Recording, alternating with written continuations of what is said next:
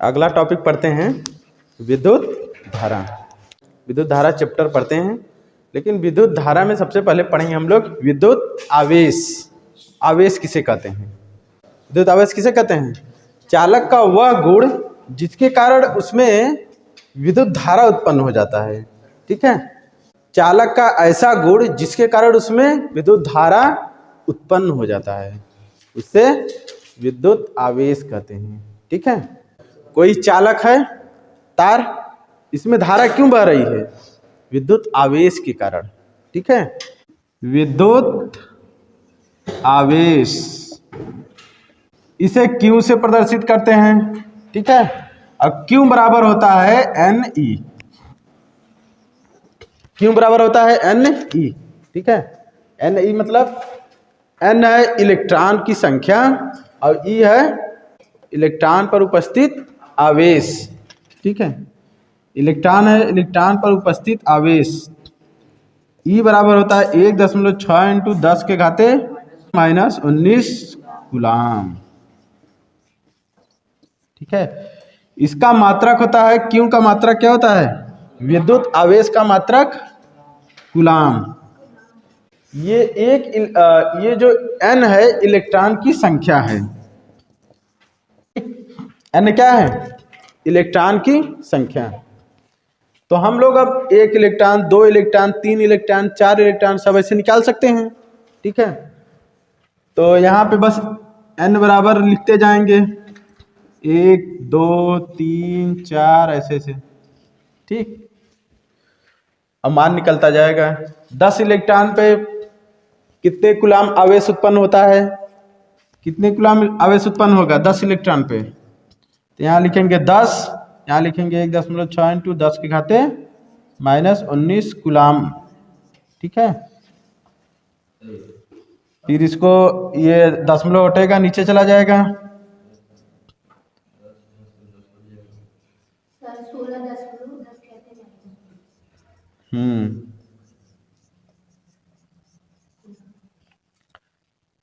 ठीक है, यहाँ पे दशमलव था, दशमलव हट गया, यहाँ 0 बढ़ गया, 10 कट गया, क्या आ गया मान? 16 इंटू 10 के घाते -19 कूलाम। ठीक है, इतना आ गया। ठीक, अब इसमें जो आवेश है ये धन आवेश भी होता है और ऋण आवेश भी होता है। तो धन आवेश किसे कहते हैं? वह पदार्थ, किसी पदार्थ में, कोई भी पदार्थ रहे, जब कोई पदार्थ इलेक्ट्रॉन को त्याग देता है तो उसमें इलेक्ट्रॉन की कमी हो जाती है। ठीक है, किसी पदार्थ के इलेक्ट्रॉन में कमी के कारण उसमें धन आवेश उत्पन्न हो जाता है। ठीक है, किसी पदार्थ में इलेक्ट्रॉनों की कमी के कारण उसमें धन आवेश उत्पन्न हो जाता है, अर्थात वह पदार्थ इलेक्ट्रॉन को त्याग देता है। ठीक है, तो उस पर क्या आ जाता है? धन आवेश। ठीक,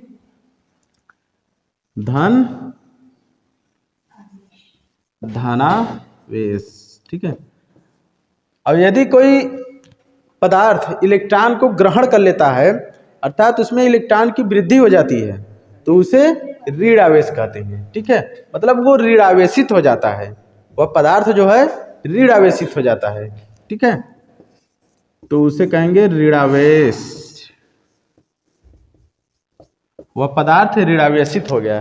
ठीक है, और अगर इलेक्ट्रॉन को त्याग देता है, कमी हो जाती है, तो वह पदार्थ धनावेशित हो जाता है। ठीक, ये रहा विद्युत आवेश। ठीक, अब आगे हम लोग पढ़ते हैं विद्युत धारा। विद्युत धारा किसे कहते हैं? आवेश जो होता है, वो आवेश जब प्रवाहित होने लगता है तो कुछ समय लगता है। समय लगता है ना, आवेश जब प्रवाह होने लगता है तो कुछ समय लगता है, और आवेश जब प्रवाहित होगा तो उसमें चालक में विद्युत धारा उत्पन्न हो जाता है। आवेश प्रवाह के कारण विद्युत धारा उत्पन्न हो जाता है। बस, आवेश प्रवाह के कारण चालक में विद्युत धारा उत्पन्न हो जाता है, और वही जब प्रवाहित होगा तो कुछ समय लगेगा, तो विद्युत आवेश के प्रवाह के दर को विद्युत धारा कहते हैं। ठीक है, कोई चालक है, उसमें आवेश प्रवाहित होने लगा, अब किसी के दिमाग में आता होगा जो पढ़ा नहीं है, कहेगा आवेश क्या होता है, कैसा होता है, समझे में नहीं आ रहा है आवेश कैसा होता है। तो ये हम जब पढ़ा रहे थे तो उसको किसी चालक का परमाणु बना के दिखाए थे। परमाणु से समझेंगे तब समझ में आएगा कि आवेश कैसे है। परमाणु बनाएंगे, स्ट्रक्चर उसका, ठीक है, उसका केंद्र बनाएंगे, इलेक्ट्रॉन दिखेंगे चारों तरफ रहता है, तो उसमें इलेक्ट्रॉन ऐसे ऐसे घूमते रहते हैं। जब इलेक्ट्रॉन उसमें से निकल जाते हैं तो वह आवेशित हो जाता है। नाम दे दिए उसको कि वह धन आवेशित हो जाता है। अब उसमें इलेक्ट्रॉन की कमी हो गई है, ठीक है, इसीलिए वह चार्जेबल हो गया है। जब बैटरी चार्ज करते हैं ना तो वही क्या है, आवेश। बैटरी जब चार्ज करते हैं वही तो कहते हो कि बैटरी चार्ज हो गया ना, हिंदी में कहते हो बैटरी आवेशित हो गया, वही बात है। हिंदी में आवेश कह दो बैटरी आवेशित हो गया, और इंग्लिश में बोलते हो बैटरी चार्ज हो गया। चार्जर क्या है, आवेश, ठीक है। तो आवेश जब प्रवाहित होता है तो उसमें किसी चालक में धारा उत्पन्न हो जाती है। तो आवेश के प्रवाह की दर को विद्युत धारा कहते हैं। अगर मान लिए Q कूलाम आवेश, ठीक है, T समय तक प्रवाहित होती है तो इसी के अनुपात को कहते हैं आवेश, विद्युत धारा, ठीक है। यदि किसी चालक में Q कूलाम आवेश प्रवाहित होती है, Q कूलाम आवेश प्रवाहित होती है T समय तक, तो चालक में कितनी धारा उत्पन्न होगी, I एम्पियर, ठीक है, I एम्पियर की धारा उत्पन्न होती है। चालक में I एम्पियर की धारा उत्पन्न हो जाती है। तो I बराबर Q बटा T। इसका मात्रक क्या होता है, देखो Q का मात्रक कूलाम और समय का मात्रक सेकेंड, तो कूलाम प्रति सेकेंड, कूलाम प्रति सेकेंड, और इसे एम्पियर भी कहते हैं, या एम्पियर वैज्ञानिक के नाम से, ठीक है, एम्पियर, कूलाम प्रति सेकेंड या एम्पियर, ठीक है। इसका मात्रक हो गया। ये जो विद्युत धारा है, विद्युत धारा को मापने के लिए कि चालक में कितनी धारा प्रवाहित हो रही है, उस विद्युत धारा को मापने के लिए किस उपकरण का उपयोग करते हैं, अमीटर का, अमीटर का यूज किया जाता है, ठीक है।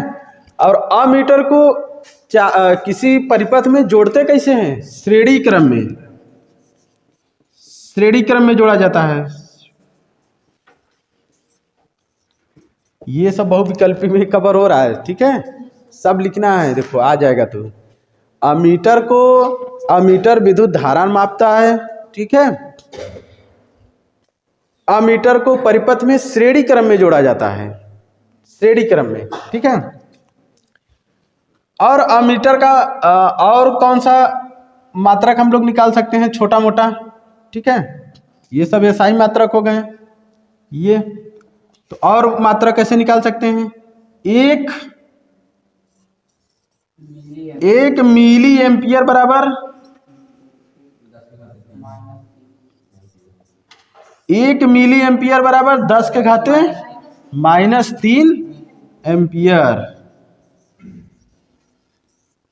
ठीक है। और 1 माइक्रो एम्पियर बराबर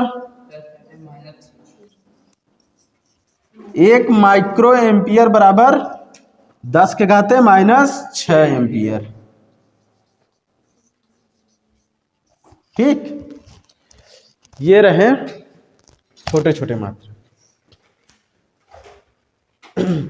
1 मिली एम्पियर बराबर 10 के घाते -3 एम्पियर, 1 माइक्रो एम्पियर बराबर 10 के घाते -6 एम्पियर, 1 मेगा एम्पियर बराबर 10 के घाते 6 एम्पियर, 1 मेगा एम्पियर बराबर 10 के घाते 6 एम्पियर, मिली एम्पियर नहीं रहेगा, ये 10 के घाते -6 नहीं रहेगा क्योंकि बड़ा मात्रक है ना।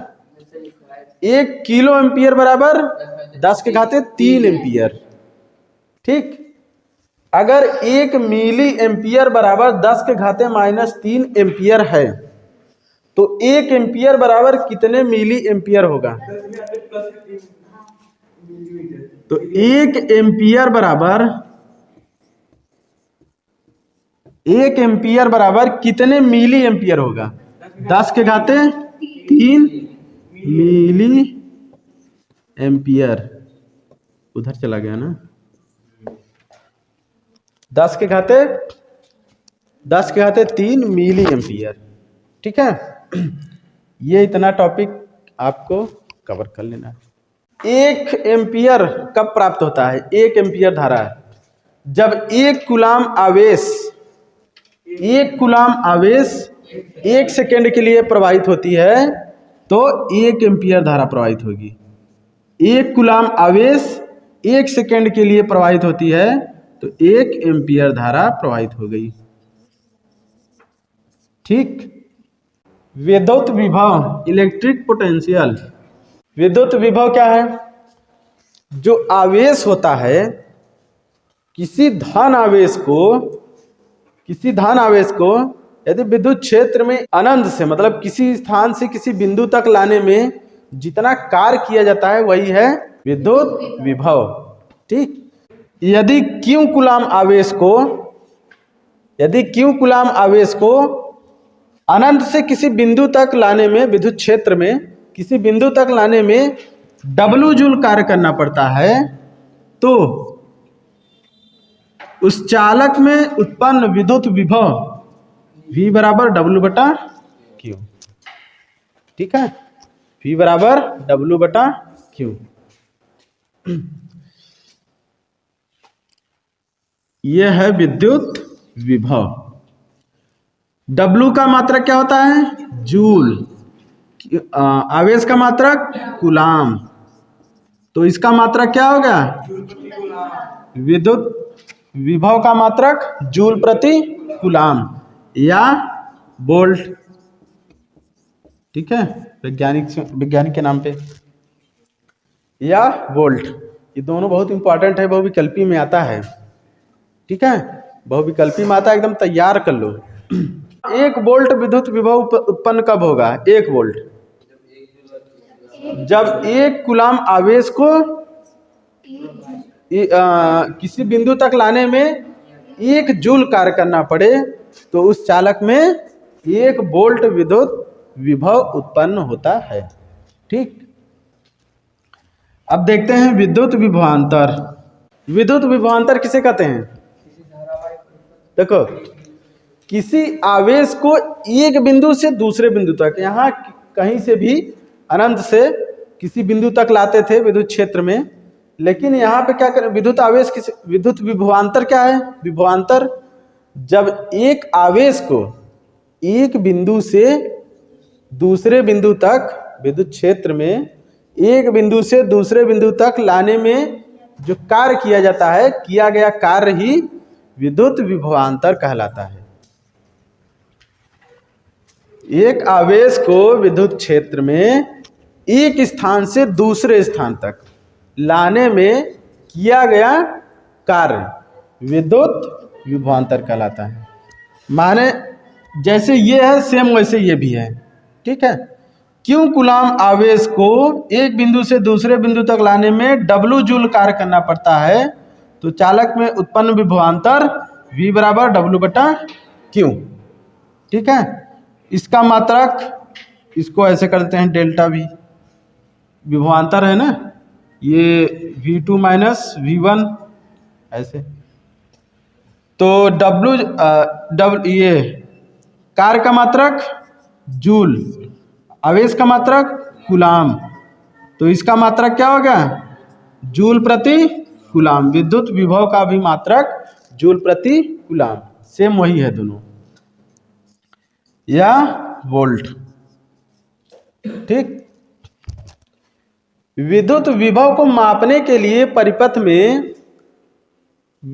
में विद्युत विभव को मापने के लिए किसका उपयोग किया जाता है? वोल्ट मीटर का। ठीक है, वोल्ट मीटर का प्रयोग किया जाता है, और इसे परिपथ में किस क्रम में जोड़ा जाता है? समांतर क्रम में जोड़ा जाता है। ठीक है, परिपथ में वोल्ट मीटर को समांतर क्रम में इसे जोड़ देते हैं। ठीक, ये रहा। अब इसका भी मात्रक और भी मात्रक छोटा बड़ा देख सकते हैं। ठीक है, जैसे 1 मिली वोल्ट बराबर 10 के घाते -3 वोल्ट। 1 मिली वोल्ट बराबर 10 के घाते -3 वोल्ट। ठीक है, 1 माइक्रो वोल्ट बराबर 10 के घाते -6 वोल्ट। 1 माइक्रो वोल्ट बराबर 10 के घाते -6 वोल्ट। 1 मेगा वोल्ट बराबर 10 के घाते 6 वोल्ट। 1 किलो वोल्ट बराबर 10 के घाते 3 वोल्ट। ठीक है, उल्टा अगर कहते तब 1 वोल्ट बराबर कितने मिली वोल्ट? 10 के घाते 3 वोल्ट। ठीक है, बड़े से छोटा मात्रक गए हैं। ठीक है, विद्युत विभव और विद्युत विभवांतर कंफर्म, तैयार। चलिए आगे बढ़ते हैं। अब देखते हैं हम लोग प्रतिरोध को। विद्युत प्रतिरोध क्या है? विद्युत प्रतिरोध किसे कहते हैं? किसी चालक का वह गुण होता है। विद्युत प्रतिरोध जो है, प्रतिरोध किसी चालक का गुण होता है। ठीक है, किसी चालक का वैसा गुण जो वह उसमें धारा प्रवाहित होने पर उसका विरोध करता है। ठीक है, किसी चालक का वैसा गुण होता है जो वह चालक उस चालक में प्रवाहित होने वाली धारा का विरोध करता है। मतलब उस चालक में प्रवाहित होने वाली धारा को बहने नहीं देता है, धारा बहने नहीं देगा। तो वही क्या है? प्रतिरोध। क्या है? प्रतिरोध। किसी चालक का वह गुण जो उसमें प्रवाहित होने वाली धारा का विरोध करे, वही प्रतिरोध कहलाता है। ठीक है, यदि किसी चालक के सिरों के बीच V वोल्ट विभवांतर है और उसमें I एम्पियर की धारा प्रवाहित हो रही है, तो चालक में उत्पन्न प्रतिरोध R बराबर V/I। यदि किसी चालक के सिरों के बीच विभवांतर V वोल्ट है। ठीक है, छड़ीवा कहाँ गया?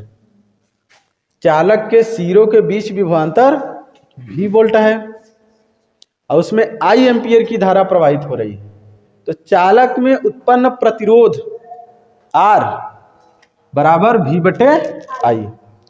ठीक, इसका मात्रक क्या होता है? प्रतिरोध का मात्रक क्या होता है? V का मात्रक विद्युत विभवांतर का मात्रक वोल्ट, और एम्पियर I का मात्रक विद्युत धारा का मात्रक एम्पियर। तो विद्युत प्रतिरोध का मात्रक क्या हो गया? वोल्ट प्रति एम्पियर। यहाँ पर भी ओम साहब आ गए, तो ये अपना नाम दे दिए, इसका मात्रक होगा ओम। सिंबल है एक ठो घोंघे की तरह, वो वाला जो कीड़ा होता है। ठीक है, ये जो विद्युत प्रतिरोध है, 1 ओम कब उत्पन्न होगा किसी चालक में? 1 ओम प्रतिरोध जब 1 वोल्ट विभवांतर वाले चालक में 1 एम्पियर की धारा प्रवाहित की जाती है, तो चालक में 1 ओम प्रतिरोध उत्पन्न हो जाता है। ठीक है, 1 ओम का प्रतिरोध उत्पन्न होता है। जैसे उसका मात्रक देख रहे थे छोटा बड़ा, ऐसे इसका भी देख सकते हैं। 1 मेगा ओम बराबर कितना होगा? हाँ, 1 मेगा ओम बराबर 10 के घाते 6 ओम। ठीक है, 1 ओम बराबर 10 के घाते -6 ओम। 1 माइक्रो ओम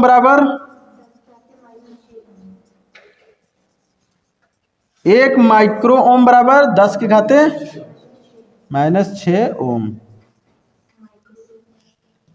1 माइक्रो ओम बराबर 10 के घाते -6 ओम। छोटे मात्रक से बड़े मात्रक में जाने पर माइनस लग जाता है। ठीक है।